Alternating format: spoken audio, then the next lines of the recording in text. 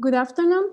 Welcome to our event, Gender Challenges in Science and in Denmark and Spain, which we have organized in this 11th February, which is the International Day of Women and Girls in Science. Today we have three speakers, Andrea Asenjo from DanWise, the Danish Society for Women in Science, Carmen Fenol from AMIT, the Spanish Association of Women Researchers and Technologists, and finally, Leticia Osta Rigau, which is group leader at DTU here in Copenhagen University. And first of all, I want to introduce our, sorry.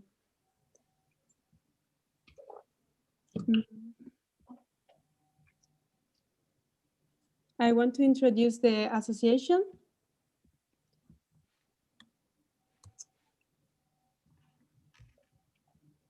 Sorry, my PowerPoint presentation is not working really well. I've tried it before and it was working.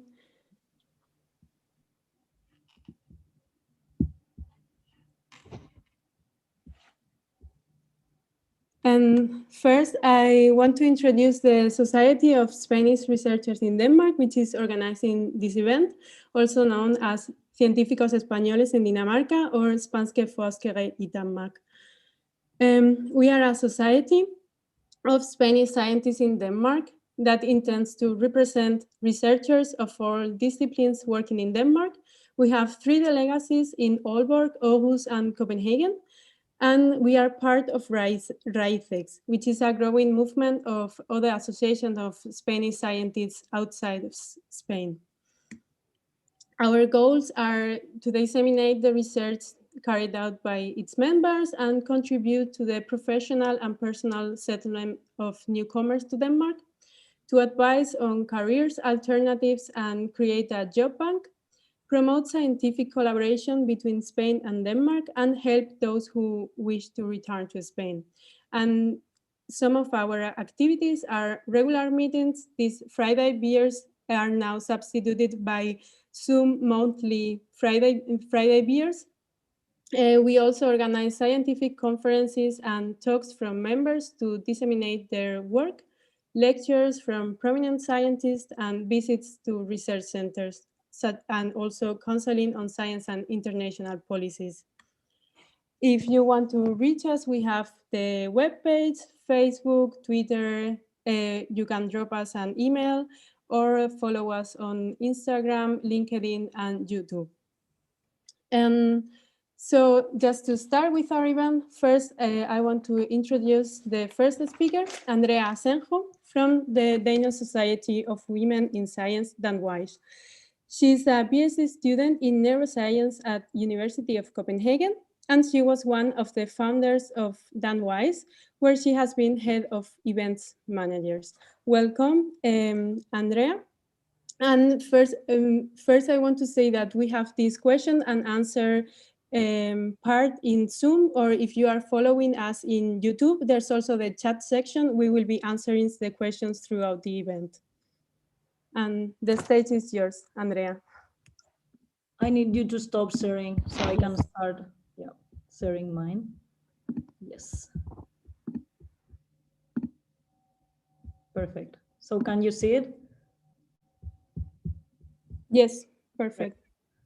So yeah, thank you, Blanca, for the introduction and also for inviting me on behalf of DanWise to be here today in this event.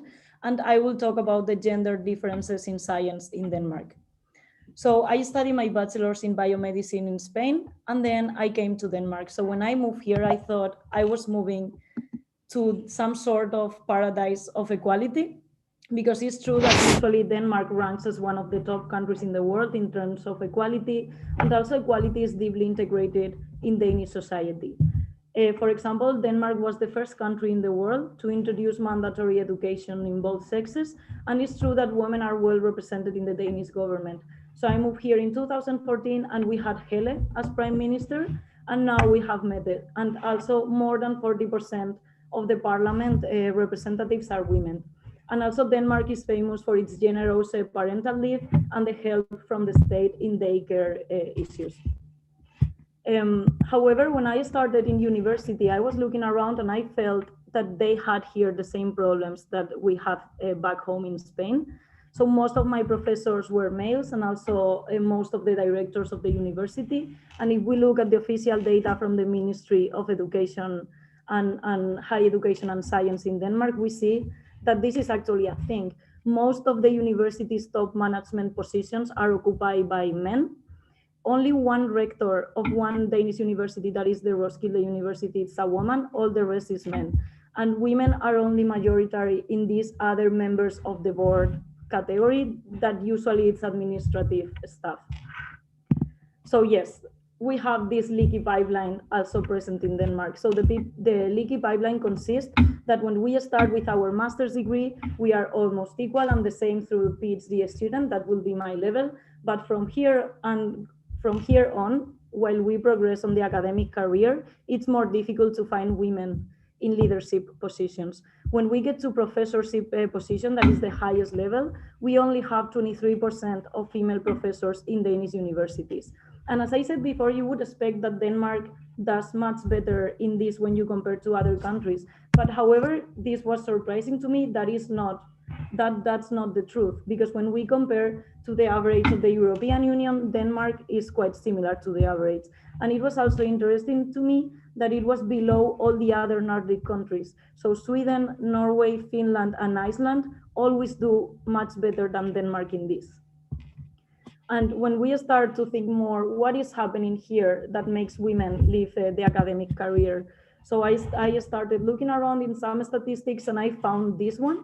And this graph says that almost a third of Danish women choose to change from full-time position to part-time position when they have young kids. And on the other hand, we have only 10% of the men that will do so. And usually this age corresponds more or less where we see this decrease of a presence of females in academia.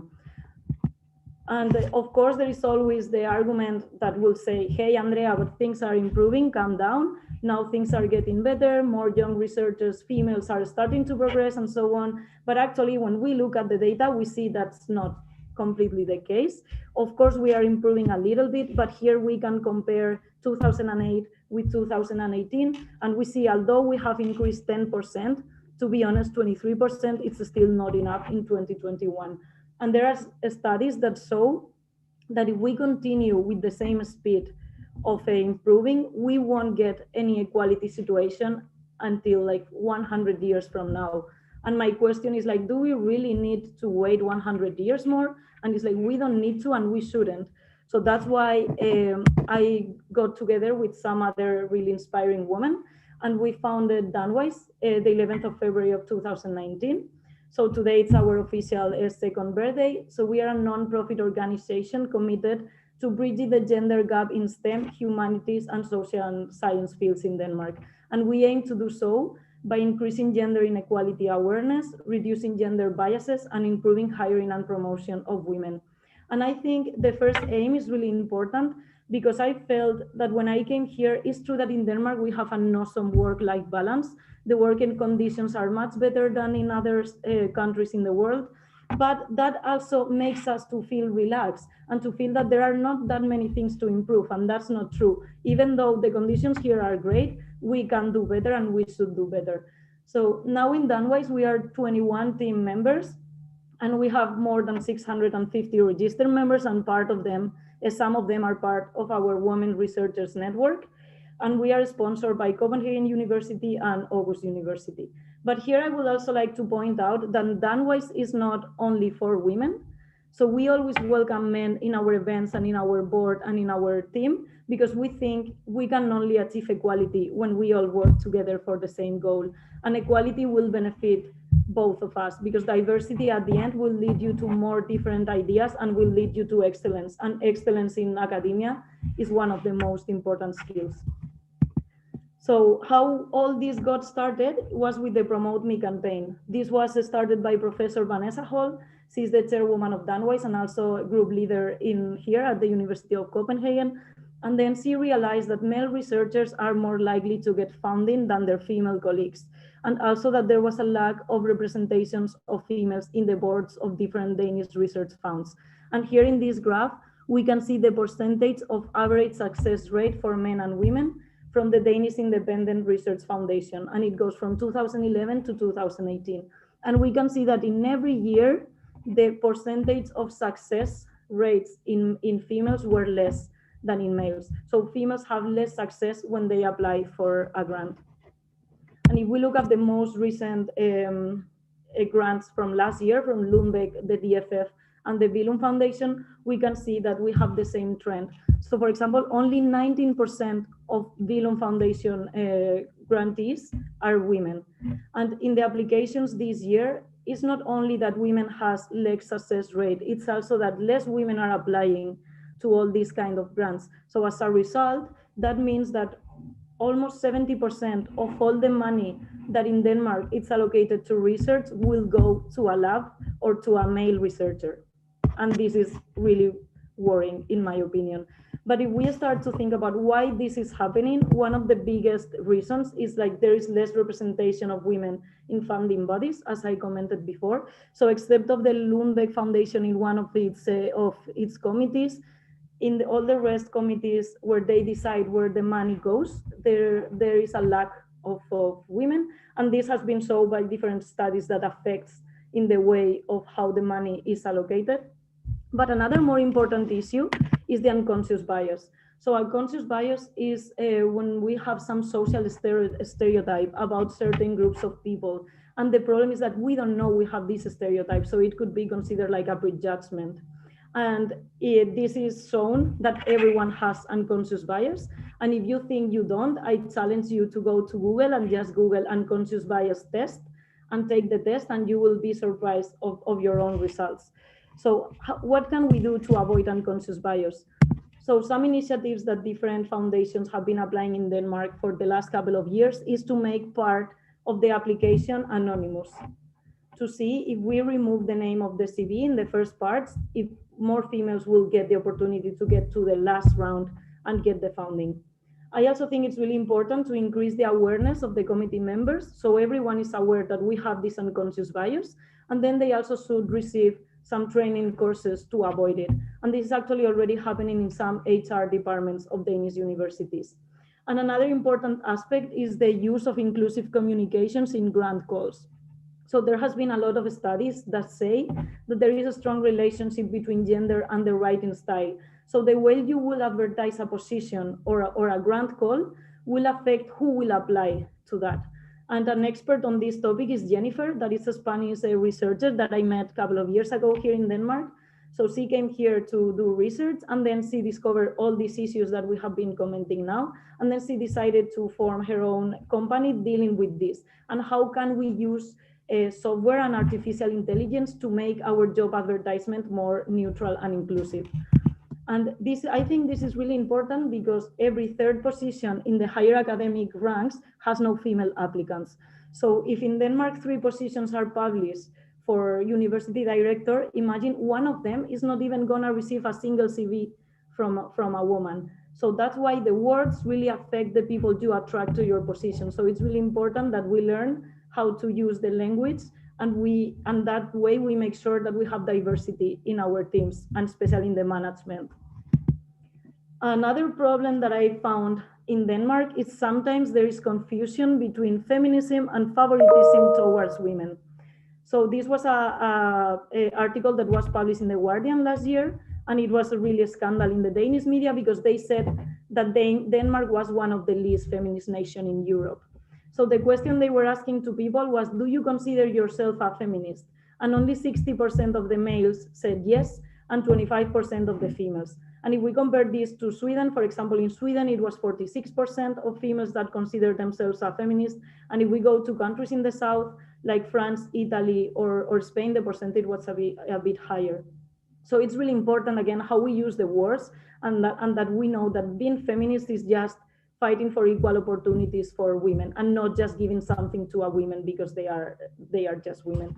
And actually related to this, there was a scandal in 2015 because they launched a program of a grant that was specifically for women. So men couldn't apply to this grant. And this was a big scandal, was really unpopular because they were saying that this is actually gender bias and gender imbalance and not how it should be. And even a lot of female researchers went against this system because they were saying that they were just favored for being women and they didn't want that. So in Denmark, I find that it's a complicated topic to address sometimes. And also this is another scandal that was on the media like last month, and is that when you retire, this discrimination is not gone, it's still there. And it came because some female doctors started a legal suit against their pension group and bank because they were paying exactly the same pension contribution to their pension fund as their males, but then when they were retiring, they were getting less pension. And the pension bank justified this, saying that women live more, so then we will need to pay you less per month. However, I have checked the average of the lifespan in Denmark, and there is only 2 years difference between male and females. And this doesn't compensate at all the amount of less pension that they are getting. So this is already in the court, and we will have to wait a little bit to see what happens with this. But after all of this that I have told you, I don't want you to live with a negative vision, because if we all get involved, the change will happen soon, much sooner than those 100 years. And I wanted to share with you 2 important initiatives that we are taking from Danwise. So first, we are trying to work on a national model for gender equality across all the universities in Denmark. It's inspired in the Athena Swan Charter that started in the UK, and now it's in many other countries. So it consists that we will have equality gold standards for universities, and universities will need to apply, and research institutions as well, will need to apply to these awards of equality. And this will give like good publicity and also a better workplace for everyone. And this conference happened today, and we could got the participation for every university in Denmark, which I think it's a really good news. And another important initiative that we are involved is the development of a new Danish standard for gender equality and diversity in Denmark.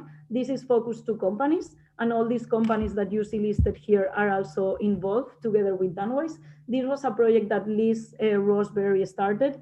She is one of the biggest gender advocates in Denmark, and they want to make these minimum standards and requirements for companies, so they take them in account when they are hiring and putting new managing positions there. And of course, another thing that works is like support each other and promote each other. And we all need to work together to be better. For example, if you think that you cannot do anything, that's not true. As just a small stupid thing, in my institute, when we have journal clubs or we need to invite speakers, I usually try to present research done by a woman, because it's true that there is always women also doing the same research as men, but they just have less promotion. So if all of us put our small brick, at the end the wall will be built much faster. And the last thing that I want to mention is that in Danwise we have now the Danwise Prize, and we are open for nomination. So if you know someone that has significantly contributed to gender equality in Denmark, go to our website and nominate them for the Danwise Prize. And with this, I would like to finish thanking all the Danwise team, because it's really an honor to be working in all of this by their side, and also all the inspired women that I have around. And here it's our social media, so you are welcome to follow us and follow me. And if you have any questions, I will be happy to take them. Thank you. Thank you, Andrea, for such an enlightening talk. And we have some questions for you. One is from Maria Camilleri. She asked, do you know how's the gender gap distribution in industry? So with the industry, we always face the same problem. That data is not that public. It's not that easy to access the data. But the gender distribution is still quite bad. I don't have exactly the number, but I think it was out of all the founding bodies and the big pharmaceutical companies, only 1 out of 7 was a female. That was from the Talent Barometer in 2019. So the statistics are more or less the same. Women are underrepresented in managing positions. And we also have a question from Ignacio Rodriguez Larrat. I see a lot of big unis as central participants in the Athena Swan. Any clue why Aalborg University is not there or does not participate? So, well, Aalborg University is also participating. So if I forgot to put the logo, was my mistake. So this is still really in early stage. So we don't know how it will go. And hopefully next time I talk to you all, we have already achieved something. So this is starting, but all the universities accepted to talk about this. I'm sorry for missing the logo. And then from YouTube, Maiken asked, Great initiative. Does Danwise focus solely on the gender gap in STEM in academia or also in industry? So we also focus on industry. We have some members that are working in industry. For example, this Danish standard that I mentioned is led by Josephine, one of our members, and she works in industry. So we also welcome everyone in industry. It's just data from industry, it's much higher to obtain. Okay. Thank you once more, Andrea. I think the rest of the questions we will take in the open discussion by the end. Thanks. And now I would like to introduce our next speaker, Carmen Fenol. Since 2000, she's full professor of plant physiology at the University of Castilla-La Mancha in Spain. She has a PhD in biological science and was Fulbright postdoc at University of California, San Diego. She is president of the SEFB, Spanish Society of Plant Biology, and also co-founder and member of the board of directors of European Women Rectors Association. She got the Antama Award in 2014 for biotechnological divulgation, and she's the president of AMIT, which is the Association of Women Researchers and Technologists in Spain. Welcome, Carmen, and now you are welcome to share your presentation. Thank you very much for the presentation. The real reason I'm here is because I'm the president of the Spanish Association of Women Scientists. And that's very much related to the issue we are discussing here. And, you know, seeing the previous presentation, I realized that I'm not going to say many things different. So I will go through the presentation quickly. And maybe I will add some more questions than answers to this debate. No, this is the association that I have the duty to preside now. And the first thing I wanted to tell you is that most of the data that I will show you come from this report. Scientists in numbers, like the equivalent to she figures in Spain. And the bad news is that the last one we got was in 2017. So we are years behind updating our data now. I think this year we will get one, but it's still not there. And this is a pity. So some of the data are outdated because there are no consolidated numbers published. Here I have this very long chart in which I will only would like to say that this in black is the average scientist in all sectors. And you have, somebody asked about the numbers in private companies. Here you have it. Is much lower, and while both universities and research centers rank higher in numbers. When you look at the final numbers, well, one thing is you see that this has changed very, very little during the years, since 2008 to 2016. There hasn't been a major change at all. And one thing that we can say is that if we compare the she figures, the average in the UA28 is the 33% total scientists are women, while in Spain is 40% total. This sounds good. I would say that in Spain, we have a better gender balanced pool of researchers overall. But when you look at how these women distribute along the career, you see exactly the same type of graph that we saw before. I have added here the students, which are important part of the picture, because women are majority among students. They are majority among the ones that graduate. They are still majority in master studies, equal in PhD, and then after the PhD is defended, the numbers drop very sadly. Nothing very different from what you have shown. And again, the bad news are that it's not changing really. The change is real, but very, very, very small. So what I would conclude from that is that, okay, Spain has a better gender balance pool of researchers, but than the rest of the average of the European countries. But the figures show that there is a very, very strong vertical gender segregation, and we are not happy with that at all. Here you see that in all fields, we are minority. And this is very interesting to see, because even in biomedicine and other health sciences like nursing or physical therapy, we are still minority in the academic staff, although the students are by large a huge majority of women.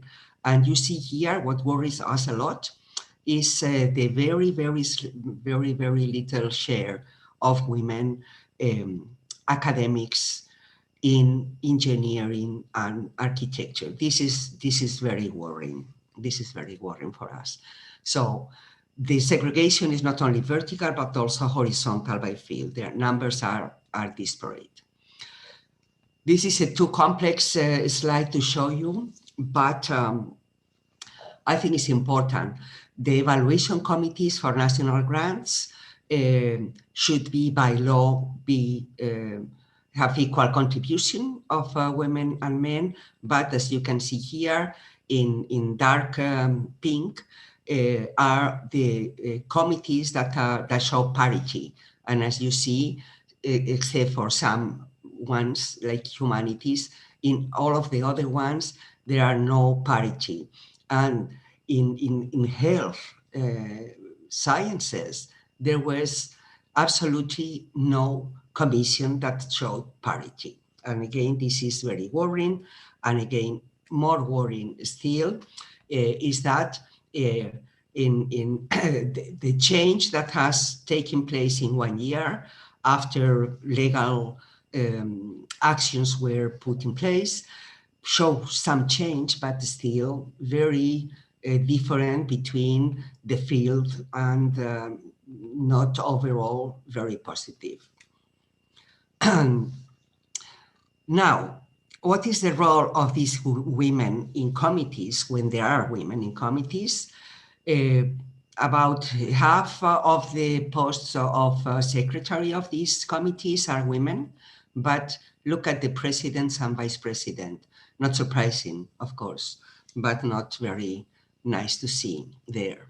In this sense, it's not a wonder that most of the principal investigators of the projects that are granted are men. And here the situation is also similar to what was shown for Denmark. The success rate is lower in all areas, and the amount of women that apply also. But at the end, the final picture you have, that is the reality of the people who are doing science, is what I'm showing you here, both in universities, in the National Research Council and other research institutions. We are not even 30%, the women that are leading their own research. And again, by field, there are some differences, but even in those areas, like humanities and social sciences, where you would expect to have more women principal investigators, that's not the case. So very unequal situation, nothing surprising here, no. Now, the visibility of women also is taken into account. how many women, what proportion of women get important prizes, scientific prizes in Spain. Women are in pink. I don't have to say anything or explain anything about this graph because it speaks by itself. And it's curious also that as the award in money increases, the amount of women decreases, as you say. So women win some prizes, but they are the less relevant in economical terms. And this is very surprising to find these numbers because we do have quite advanced legislation. Since 2005, there is a legal obligation to have parity in the selection committees in all the government bodies. And there is a unit for women in science at the Ministry of Science, and things shouldn't be going the way they go. We have further, 2 years later, a specific law of equality, not in science in general, that reinforced all these measures. And we have the law of science in 2011, which put in place several other measures, such as promoting again once more, 6 years later, once more, the balanced composition of the evaluation committees and all the council, but it was different or new to include a gender perspective as a cross-cutting category in all research and technology to promote that. It mandates all bodies to collect data disaggregated by sex and establish mechanisms or ask the institutions to establish mechanisms to eliminate these gender biases. And finally, it imposes that all research bodies and universities do have to put in place equality plans and not only have them, but also keep them updated and show their progress to be evaluated. And, to me, it's very, very dispiriting to find that in spite of all these measures, there is nothing that is changing. There is nothing that is changing right now. So what should we do? We do have to do something. And women organizations have been doing this for a long time in the United States and then in Europe. I will only put here the European marks. First, we have the Helsinki Group. It was the first time that at the European level, this issue was taken into account. Then the ETAN report was devastating. It showed, all these numbers that we are now talking about that were not so different back then than they are now. And that's what prompted in Spain the creation of the association that I'm representing here. It was established in 2001. A professor of biomedicine, Flora de Pablo, founded it. And when she founded it, they were 9 members. Now we become, in 2021, we are 20 years old, and we account for more than 1,000 members. Most of the members are women, but we have also, I would say, maybe 10–15% of male members that we always welcome. And we keep growing. I will not go much into detail of what AMIT does. It's similar in its objectives to what has been said about the Danish association. Perhaps I would say that since the beginning, and particularly in the first years, and still do, we dedicate a lot of effort to lobby mostly with the ministries and the rectors associations of universities and try to change the laws. We try to sit and to have representatives in all the important bodies taking decisions that concern the women in science, women scientists. And if you are curious about what else we do, I can tell you about it some more in the discussion that we are going to have, because I don't want to bore you. And just let me finish this short presentation showing my pride for a recent campaign that we have had in the last weeks, which is the No More Matildas. Maybe you have heard about it. It got to you through Twitter or through a lot of media. And the reason I bring it here now is because it's now in English. The web is in English, and all the resources that are there and very interesting materials are here for everybody to use. And why do we engage in this campaign, No More Matildas? Because its main objective is to restore inspiring women scientists from past times, and we want to bring them to the scholar books, to the primary and secondary education. And of course, this is just, this is a campaign that pretends mostly to make everybody aware of this problem, because the stereotypes about what a scientist is influenced very, very heavily in the very early stages of development of our girls in the school, and boys as well. So everybody is convinced that science in general, and some particular sciences like mathematics or technologies like informatics and artificial intelligence and so on, is not for women, it's a matter of men. And the only way of starting to destroy these stereotypes is showing other faces, other images. So that's why we started this campaign, which is also related to other activities that we undertake in AMIT, working especially in days like today with the schools as much as we can, besides our lobbying and networking and so on. And I think that with that, I thank you for listening to me. And it has been very brief, but I think it's better if you want to know something else about something. I'll be glad to talk about it. Thank you, Carmen. I'm sorry, I interrupted you. No, I'm done. That's fine. Thank you for your great presentation and for this great initiative, No More Matildas. We have some questions. There's one from Carmen Garcia Sanchez. She asked, what regions and research institutions are included in this study about male and female researchers within these diverse fields? Spain.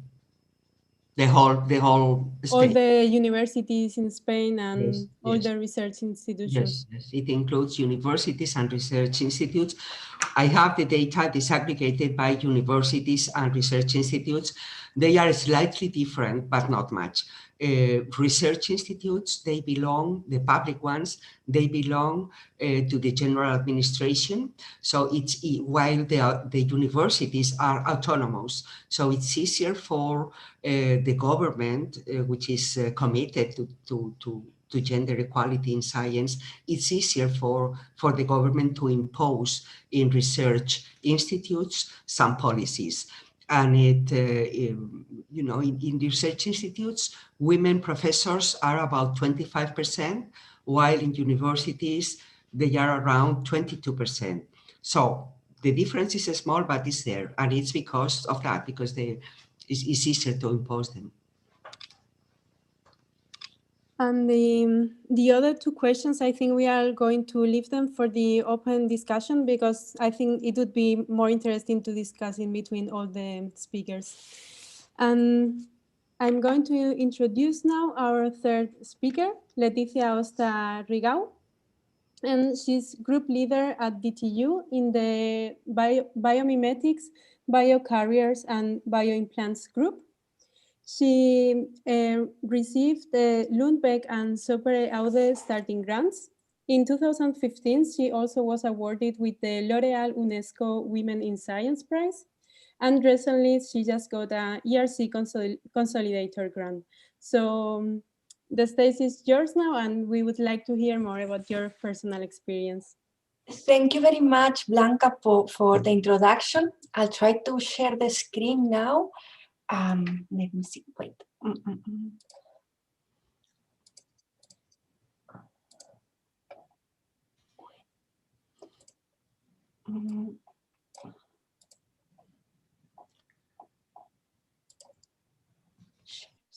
This one. Okay. Can you see it correctly? Yes. Yeah. So thanks a lot for the introduction. I would like to start saying that this is the first time that I give a talk like that. And I'm very grateful because I've actually learned a lot preparing this talk. So yeah, I mean, I work at the DTU, which is a technical university here in Denmark. And now I understand maybe why do I have a group that is mainly composed by women in a technical university. But yeah, I receive many more applications from women than from men. So yeah, I will very briefly go through a bit of statistics. And it's like, yeah, I mean, even though we all know like the opportunities for women have increased a lot over the last 50 years, in the last decade, progress has stalled. And similarly, as Andrea said, and also Carmen, even though it was previously identified that 2059 will be the year that the wage gap will close, this has now been postponed to even longer, to 2119. And yeah, and it's like really sad that looking beyond the wage gap, like women are still underrepresented in leadership, and they are not making it to the top in any profession anywhere in the world. So that's how it looks like a woman in science in the 20th century. One of the conferences most important of physics, the Solvay conference, and it shows how in 1911 there was only Marie Curie there, the only woman, and in 1927 also she was the only woman there. Later on in 1933, then there were 3 women. One of them was Marie Curie, and the other one was her daughter, and another woman, Lisa Meitner. And in the middle of the 20th century, there was not a single woman present in this conference. That was very different from what I expected at the beginning of the 21st century, which is like already 20 years ago. And it's when I was studying chemistry at the University of Barcelona. And I have to say that most of my colleagues were women. I mean, the majority was women. And I thought, even though most of the professors teaching at that time were males, I really thought that very soon that will change, because the generation of my parents had done such an amazing job fighting for equality. But it wasn't really the case, and that's called like the leaky pipeline at universities that Andrea has explained very well. And is that even though, and it represents what I experience, and is that even though during my PhD and postdoctoral times, we were like half men and women, this really felt very different when I become a group leader. Sometimes even now I'm the only female in the room, maybe because it's a technical university.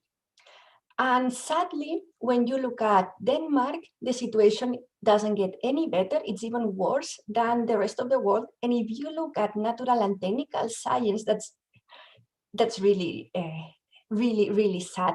And here, that's the data from Denmark. And here, natural and technical sciences are grouped together. But I would really like to know the statistics if we take together only technical sciences. I expect that to be far worse. And yeah, so women currently earn the majority of college degrees. They outperform in key leadership skills and are running businesses that outperform competition. So it doesn't really look like education or skills or business acumen are the problem. So what is the problem? I actually first started thinking about it actually when preparing this presentation. And to me, for what I've been reading, looks that there's like three main points. One is unconscious bias, that was like Andrea talked about it before. And also, how do we see ourselves as women, and what I like to call the other half of the story. And well, about unconscious bias, what is it? Is that, well, our brains take in more information that they can process, so we rely on mental shortcuts. Mental shortcuts simplify the world around us. And we all do this, men and women. And sometimes these mental shortcuts are very, very helpful. So if an animal starts following you in the woods, you don't stop to think whether or not it's a bear before you start running away. So you make a snap judgment, and that's extremely helpful. However, when you do a snap judgment about people, this can be very harmful. And it's very important to know that no one is immune from bias. So we all have a lot of work to do in this respect. Also, this has been mentioned so by Andrea, but I will go a bit into more detail here, is at Harvard, they have developed this implicit association test, and they are very useful because they measure attitudes and beliefs that people may be unwilling or unable to report. For example, you might believe that women and men should be equally associated with science, but your automatic associations could show that you, like many others, associate men with science more than you will associate women with science. I actually took the test for gender and career. This test has shown that 77% of all participants associate men with career and women with family. So actually preparing this talk, I took the test a couple of days ago, and very sadly, it said that I have a moderate automatic association of male with career and female with family. And honestly, I thought that I was gonna score much better. But even like me, that I'm a woman and that I'm at a technical university, I have a career in science, and I'm leading a group, which actually there's only one man right now. Yeah, I really have this association. So it's actually sad.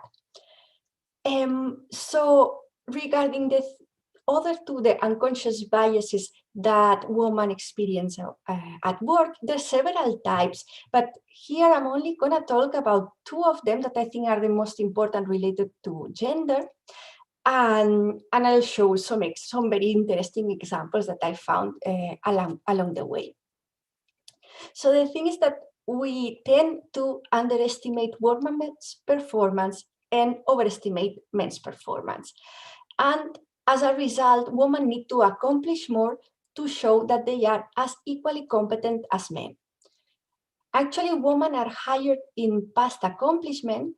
We need to see proof, while men oftentimes are higher based on future potential. So we assume that they already have the skills they need. This has been repeatedly shown by, for example, changing the name of a woman to a man in a CV. Just by doing that, you have 60% more possibilities of being hired. This has been shown also with CVs of postdoctoral candidates. So yeah, so the postdoctoral period is considered a critical part of the pipeline. And there's one when there are almost no checks or balances. Usually, the principal investigators typically review postdoctoral applications in isolation, unlike graduate admissions or faculty hiring decisions. So usually using fictional postdoc job candidates with identical CVs but different names and a sample of real professors, it has been shown how if you are called Bradley Miller, or even if you are Asian, and you're called Zhang Bai, you were more competent and hireable than Maria Rodriguez or Shanice Banks. Another aspect in academia where gender has also an influence is the recommendation letters. So by studying thousands of recommendation letters, it has been demonstrated how the recommendation letters for women are shorter than the ones for men. They are less detailed, and what is really worrying is that they are filled with grindstone adjectives such as hardworking, determined, dependable, rather than superlatives that are saved for men such as brilliant, creative, or outstanding. Additionally, they are also more likely to mention personal characteristics like she's likable, friendly, or helpful. So that's actually really bad. Another unconscious bias is the affinity bias. And it's like, this is deals with the fact that we gravitate towards people that are like ourselves, people that are similar in appearance, beliefs, and background. And we tend to avoid or even dislike people that are different from us. And that has also a very negative impact for women in academia. This affinity bias has the following impact in academia, and is that mentors are attracted to proteges who remind them of themselves. And also, hiring managers are more likely to spend time interviewing people that are like them and less time interviewing people that are different. So, not surprisingly, they are also more likely to give people that are like them a favorable evaluation. Because white men hold more positions of power in academia, they are more likely to gravitate towards more men. This is not surprising. So, because of that, we tend to think, and that's a bit how do we see ourselves? And actually, we tend to think that we are less competent and we are less likely to give women credit for their accomplishment, and we are more likely to blame them for their mistakes. And we think that women's contributions are less valuable than men. That's repeatedly shown that women in a meeting are more likely to be talked over and interrupted in meetings. Actually, this is one of the examples that I found, and I think that is really, really sad, is that we are also more likely to blame them for their mistakes. And actually, a very smart study conducted in 2017 shows how we punish harder women than men. Actually, this study looked into the number of referrals made by physicians to surgeons. So, and they look at what happened to this referral after a patient died at the hands of a female surgeon.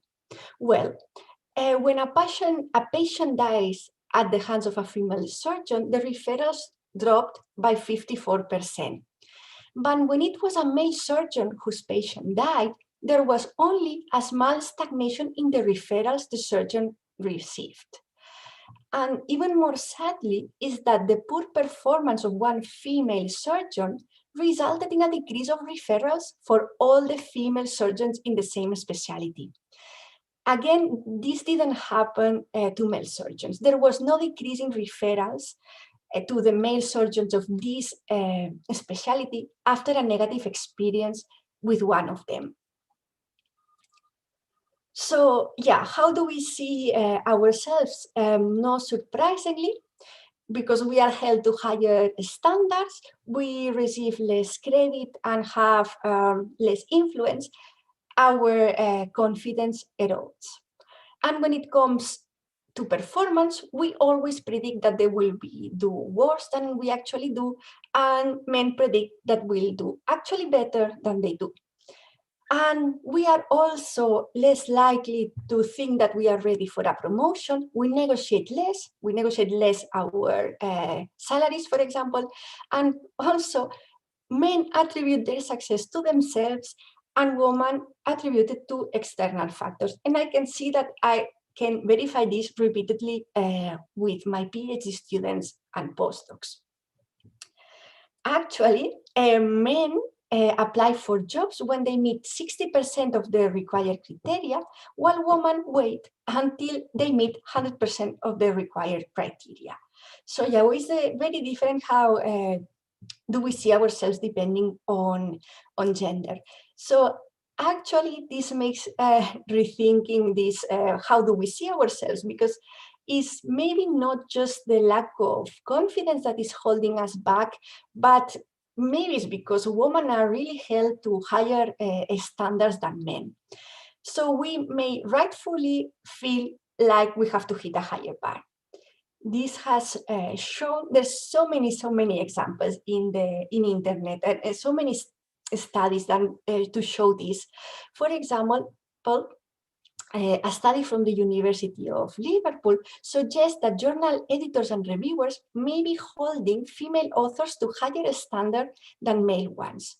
The author of this study analyzed the readability of the abstracts of nearly 2,000 papers published in the top 4 economic journals. She used Flesch Reading Ease score, which combines the frequency of easy, shorter words and sentence length to measure how easy a text is to read. And the score ranges from 0 to 100. Well, papers by women scored on average higher than those than men. And it was true for both the first draft and the final version. But the trajectories of men's and women's writing styles diverge. So the draft of the very first paper published by a female author was just as readable as the draft of a man's first paper. So, however, women's papers became more readable as the careers progressed, while such trends were not seen for women. So, I mean, they are actually, the reviewers and editors, asking for better papers to females than males, at least in terms of how easy are they to read. Finally, and it hasn't been talked here by neither Andrea or Carmen, is what is the other half of the story? And is that, yeah, I mean, I think that we're never gonna go anywhere unless we recognize the other half, and is that it looks that we even made more progress in the workforce than we have done it at home, since the data shows very clearly that if a woman and a man that work full-time and have a child, the woman does twice the amount of housework than the man does, and the woman does 3 times the amount of childcare than the man does. So she's got 3 jobs or 2 jobs, and he's got 1. So who do you think drops out when someone needs to be at home more, or who needs to reduce the hours? I mean, that's usually women that do that. And also, it's like, for example, I've been recently being the mom, have a 9-month-old baby. And since I become a mom, I get this question like of how do you do it all? Which I don't think that this question, well, my husband never got that question. And if you Google how to do it all, you get this kind of, I think that they are very sad pictures. And the reason I think why I can have a career is because I don't do it all. Actually, my husband takes his responsibilities, and actually I have people helping at home. So I think this is something very important. You cannot possibly do it all because the day has 24 hours for everybody. And it's also not easy and not fun to do it all. So that's all I have to say for today. So yeah, there's a lot of lessons to be learned. And I think that bringing awareness is the first step, but also a lot of measures need to be put in place to minimize unconscious bias, such as, and also like transparency over salaries to minimize the pay gap. Also, transparency on the metrics, such as the percentage of female applicants or about new hires, and also new social structures need to be put in place to support dual career households, such as like tax deductions in household work or earmark paternity leave, and also mentorship and sponsorship programs. And that's all. Thank you very much. Thank you very much, Leticia. I think now we can pass to the open discussion with all the speakers. So please, if Andrea and Carmen can turn on their cameras. And one of the first questions we got is, how much do you think vertical segregation is affected by maternity? So maybe you, Leticia, want to start answering to this one, since you were the last one talking about this. Yeah, I mean, I know that it affects that. I mean, I haven't experienced it yet because maybe it's very recent, but you start asking them, women, to take more responsibility once they become mothers, because you assume that they will decline. So that's also, there's in this unconscious bias, one is called the maternity bias. And it has to do that we have a lot of stereotypes in our heads when a woman becomes a mom.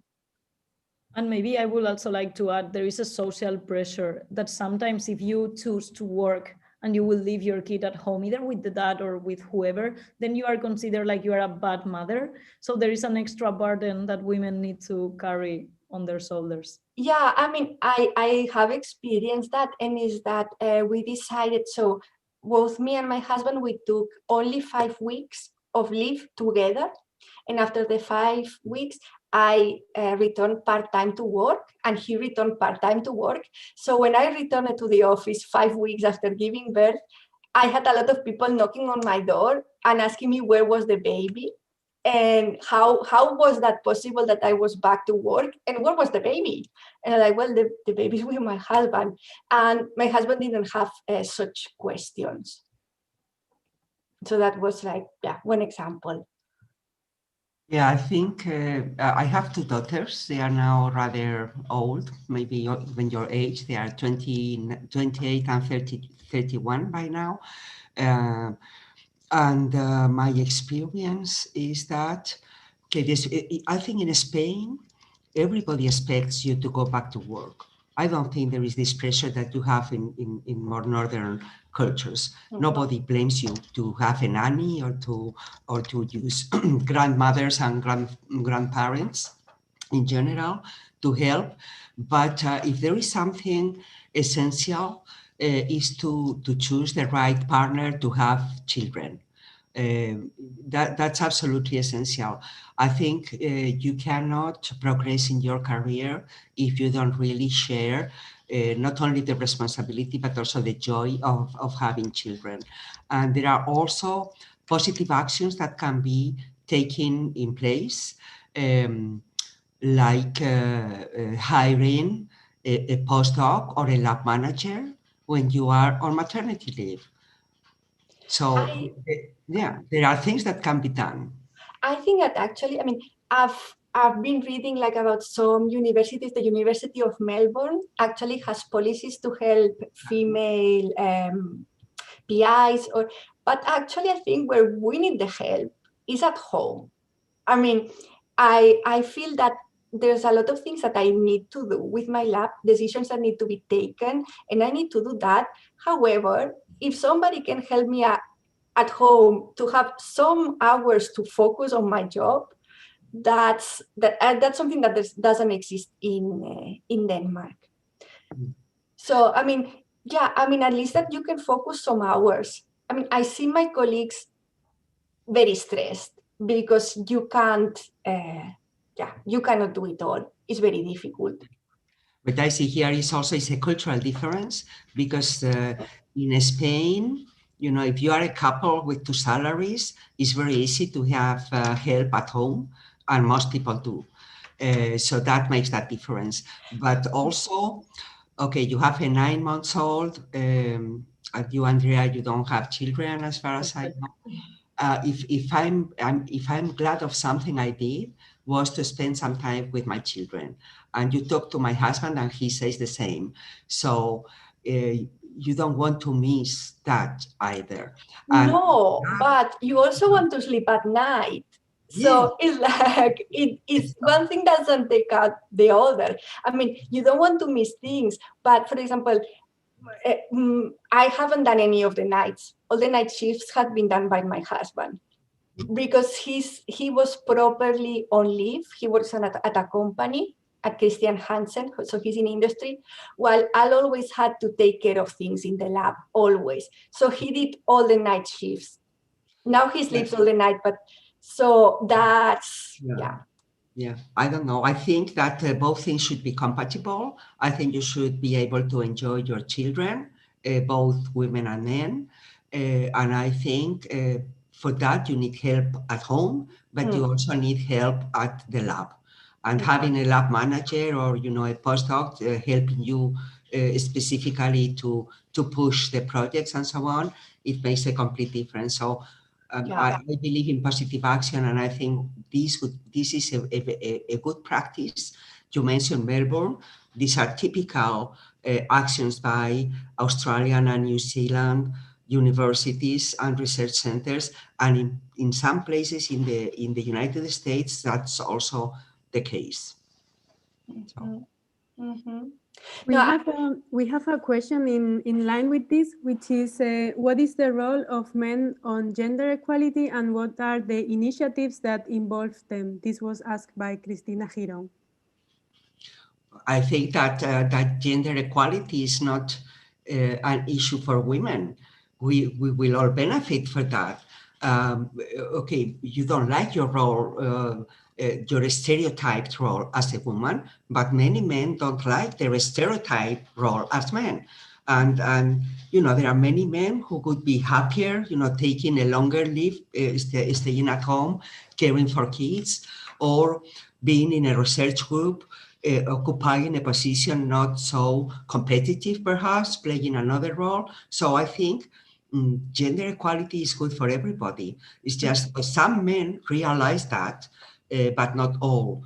But that's also true for women. Not all women realize this, particularly young women in science don't always realize that they are subjected to discrimination.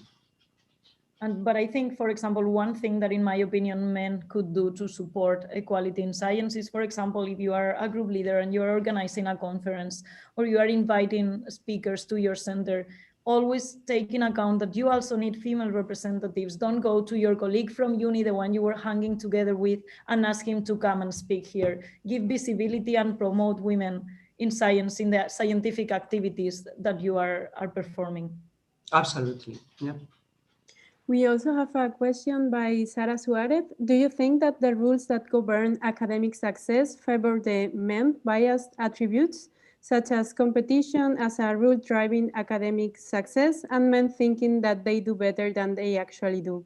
Yes. And thank you all for the talks, she says. I think absolutely. I think, okay, the written norms don't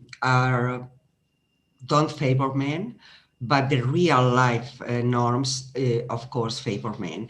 And I think the presentation that Leticia did, you know, examining, you know, this unconscious bias and other issues is a good proof of that. Having mentors is essential. That's why women organizations are so important, because you get to put in contact young women or junior women with senior women and help each other.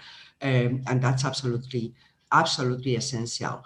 When you have a woman as a head of the department, for instance, you don't schedule meetings at 7 p.m. in the evening, while when you have a man, it often happens. So it does make a difference. And the usual way of, of being competitive and doing business and so on are not very friendly for many women, and I would say they are not friendly for men either, because they, even if they don't have children, they may like, I don't know, to cook muffins or something in their free time.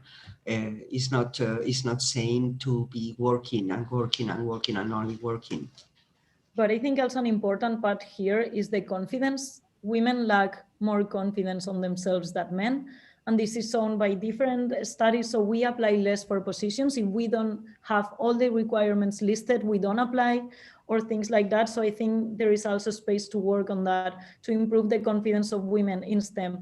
Because when you are a man, they have always told you that this is for you. This is a field where you can be a star, and they don't tell us to us. And as Carmen said, the role models are super important to reflect yourself and to make sure that you can succeed in this world. You know, something interesting prompted by what you just said. We have just started a junior group within AMIT because we think that young woman, senior woman, junior woman have specific problems. And one of these junior women said, why should we be the women the ones gaining confidence? Why shouldn't men be less boisterous? And you know, why don't they should think about refraining a little bit? So maybe we are doing the right thing. Is them who are not doing the right thing. So I agree with this lack of confidence, but I'm not sure that this lack of confidence or just good judgment. You apply for a job when you are ready, while men do whenever they want. So I'm not sure. This is something that has to be taken into account. Maybe we are the ones doing the right thing. But they are the ones getting the positions and the grants and the because the values are wrong, and we should make clear that these values are wrong. I didn't know this work that Leticia showed by The Economist. I thought it was very interesting, and well, we have to make sure that reviewers for articles are as hard with men than with women, and we will not see so many retracted papers, corrigendums, and things like that. Yeah, I mean, the thing is that, I mean, it's full of studies. I mean, I had to stop myself for looking. I was like, okay, that's it, because it was more studies and this. I mean, actually, for me, what I was in shock is the example of the surgeon. I mean, that if you are and actually reading all those examples, I think for me it has been very useful, because now I have understood situations where I have actually been discriminated. So, and then it's like, I think being aware of it is like, this is something. So there's like, I mean, also when you suffer this mansplaining, that, I mean, that being aware of that is like, okay, so then it's like, and then maybe the first step is to be aware, and the second step is to stop them, because next time, I mean, the first time I suffered that, I was in shock, and I contributed to that, because I was saying yes to a professor giving me a lecture on chemistry when I'm also a chemist. So I was like yes. But next time that it happens to me, I will say, look, stop. You know, I know exactly the same as you, so stop like talking to me like that. The same when they interrupt you, as you also presented. Yeah, you can see that in almost every seminar. And what is very important is that women, we are all very sexist. We are equally sexist. The studies show the same again and again. So you are being sexist against your colleagues. Actually, when I took the test, this test of Harvard of Association, I was shocked. There's also more about, but I was shocked to score actually as bad as I did. Yeah, I also scored super bad. We also have a comment and a question by Belén Jiménez. Thank you so much for this great presentation. Leticia, you mentioned you see some specific behaviors in your PhDs and postdocs, females, and I also can recognize some specific behaviors in myself that I am not sure men do. One of them could be, for example, apologizing for things you don't know or recognizing more what you have done wrong, just to mention some. And I feel men don't usually do that.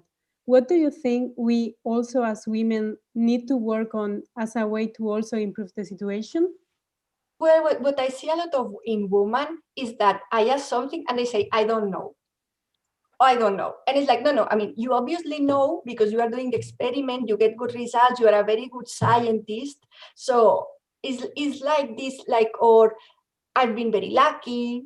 Or we These say, kind of I things like, believe, no, I you're not think. lucky. You are just very good, or this is not good enough. And it's like, I mean, of course it can be better, but you always have to compare yourself with your colleagues. I mean, it's a learning process, right? So a PhD thesis is not gonna be perfect because it's a learning process, but you have to compare yourself to the others, and then it's like you are very good and you know things, because otherwise the experiments wouldn't work. But it's this kind of like, I don't know, being scared, saying I don't know when they do know. And we sell each other, we say, I believe, I think, or this always with the doubt there, just in case we make a mistake. But this is again with the confidence. I think it's also related to that. Yeah, but what I like about, I prefer persons that are not so confident than being overconfident. Yeah. Because the overconfident people, they are very dangerous because they go there and do things without thinking that they don't know. So, I mean, a person that is not lack of confidence, maybe it's like what Carmen said, maybe it's good judgment and being responsible. And then it's like, okay, they don't know, they ask and they look. But if you have somebody that is, no, I know everything, this is very dangerous. This is the worst. I think it's a very bad advice for women to insist so much in that we lack confidence. I don't really think that's the case. I think some women may have lack of confidence, some men also, but most often men try to be overconfident, and that is what we shouldn't feel bad about not being always overly confident. So that's what I think is important for women in science, is to not to listen to all these stereotypes. And I think that our lack of confidence is also a stereotype. It's not that we lack confidence, it's that we want to be completely sure. And that is a wise decision, because we have been slapped so many times in life because we didn't know, and because we were women, we were overlooked. Is a security behavior to make sure that you know what you are talking about. So I don't know. I understand what you are saying, but I think it's dangerous to insist too much in this lack of confidence, really. But I think it's important to know where are we, right? So it's a bit like that. It's like it might not be perfect what you've done. It might need to be improved, but it's still okay. It's because you have to compare yourself to your peers. Yes. So it's like, I mean, when a student does something, it's obviously not perfect because he's a student, right? It will become better and better, but it's good enough. And you have to compare yourself with the rest. That's what I say, that maybe being aware that you might have lower standards, maybe that's not that you change your how to say, not that you change your criteria or your standards, but that you know where your position is. So that you know, for example, that there's a lot of males that are asking to have a higher salary. So I think it's important that you know that. So then it's like, okay, well, maybe I'll go and I ask also for a rise. Yes. I think what Claire wrote in the chat related to this she says, it is more important that we are not allowed to be confident. We are punished for being too confident, and males are not. Maybe that's the key point in this discussion, I guess, and we could, yeah. If you are too confident, you are called bossy. Exactly. You are horrible and impossible. That's also, that's why I was saying that not showing overconfidence for women is a safeguard. Yeah. It's okay. I mean, you shouldn't show yourself shy, overly shy, but I think that is having some prudence, and you know, this is a hard world out there, and you have to be aware not only of your position, but also of how people will take up on your acts and your behavior. And so many times is a wise thing not to show an excess of confidence, I think. And Beatriz Arias wrote, one thing that men do naturally well is networking between them, looking for allies to support them, for example, before presenting an idea at a decision committee. What should be your advice for women related to this? In my experience, we also lack some kind of community spirit and support each other, and rather tend to see the other women as competitors. I completely disagree. I think that women cooperate easily. I have collaborated with many groups led by men and women throughout these years, and I have always worked very well with women. And I think this idea of competing among women is another stereotype. In my personal experience, that's not the case. It hasn't been the case. And I think is having a network, a support network of your peers, of your equals, but also of some senior people who can help you and show you, give an advice in a hard situation is absolutely essential. And women should absolutely do it. And I think if in this network of peers you have many women, it's always easier to have their support. That's my experience. I agree with Carmen. I think women, we cooperate with each other, but it's also true, for example, men cite more other men's papers than women's papers. That was published by UN last year. And there are also a lot of small statistics like this, that is true, that men support more men's work than women, and you don't see that much difference in women. We support equally, or at least that's what the study says, that who did you cite in your paper and so on. Yeah. There was one question before by Adrian in YouTube. How would you ideally divide the parental leave having a baby? Would you structure it?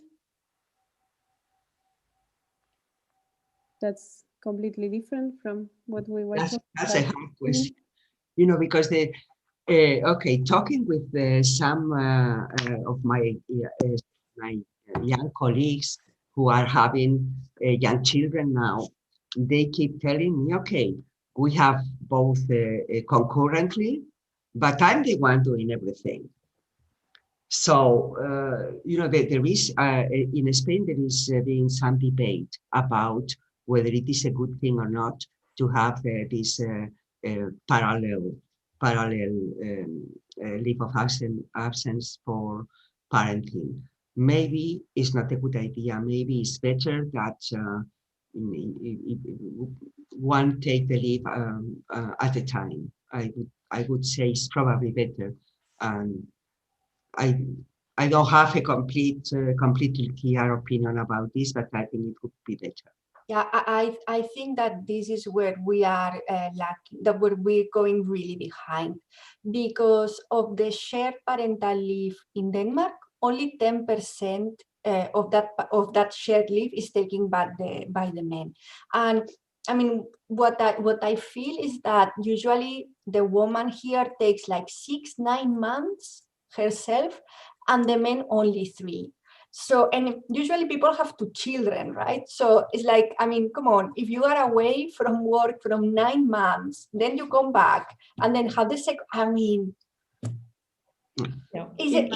is extremely difficult. I mean, I think it's extremely difficult to have, as a woman, to have a baby in the PhD or postdoc time. I think is, yeah. And the thing is that it all goes to you by default. I mean, I realized, for example, the child support, I'm getting it. And not my husband. Well, they could split it half-half. Or when my husband took the baby to the doctor and they forgot the pacifier there, well, they call me.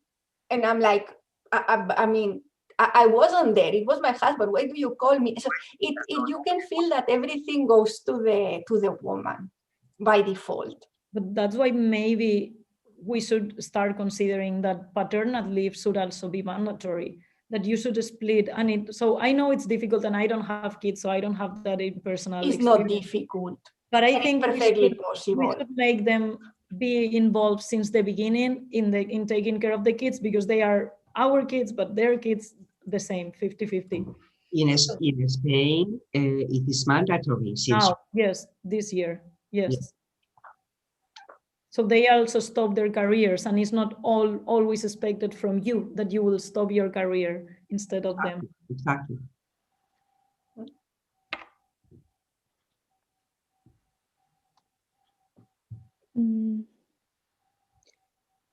I don't think I have more questions saved here.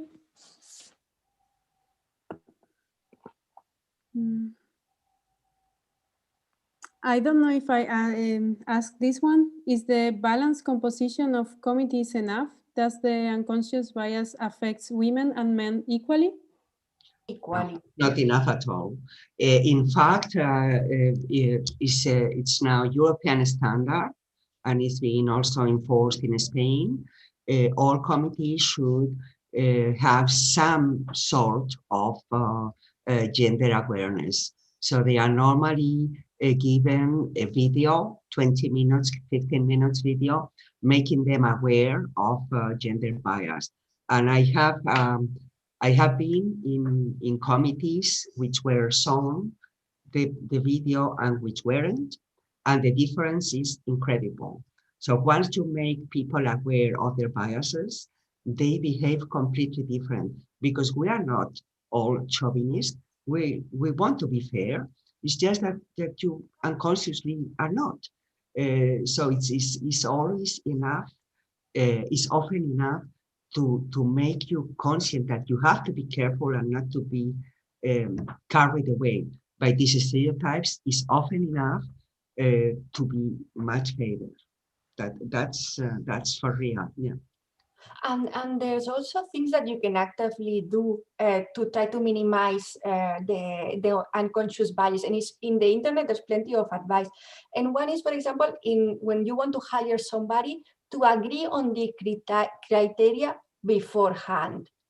And also to for example, to list the applicants and look at each quality or whatever you are looking for, one by one, instead of looking at the CV that you get an image of the person and you can imagine, you look at the qualities that you're looking for, the quality number 1, applicants.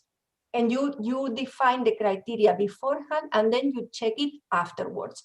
And try to, the criteria has to be objective. You cannot rely on gut feelings. If you rely on gut feelings, then... Yeah, and that's the courses that they are doing now in HR for the people that is hiring managing positions. They are getting trained against all of this. But that's not how it works, for example, at DTU. At DTU, you will have, in my department, you will have a committee of the head of the department, 1 male, 2 other males, and they will decide on the 3 candidates that they have interviews, and they will have the conversations.